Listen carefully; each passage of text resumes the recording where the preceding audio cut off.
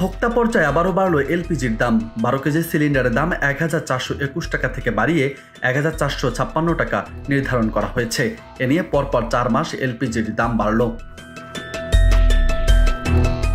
বুধবার এক সংবাদ সম্মেলনে বাংলাদেশ এনার্জি রেগুলেটরি কমিশন এই ঘোষণা দেয়।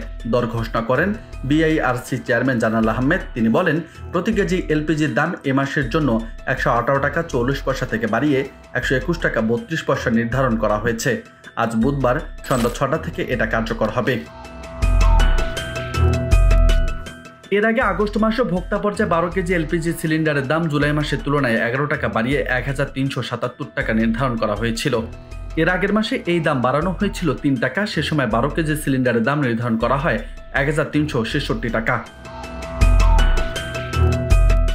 এদিকে আজ থেকে বাসাবাড়িতে কেন্দ্রীয়ভাবে ব্যবহার করা রেটিকুলেটেড পদ্ধতির তরল অবস্থায় সরবরাহ করা এলপিজির দাম কেজি প্রতি 114 টাকা 62 পয়সা থেকে বাড়িয়ে 117 টাকা 49 পয়সা নির্ধারণ করা হয়েছে।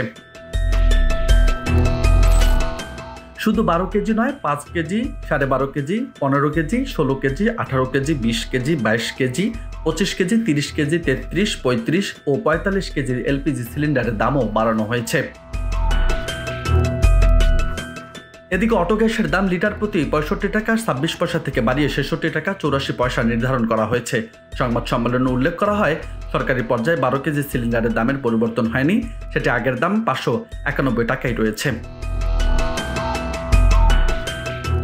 নিউজ ডেস্ক, বার্তা 24।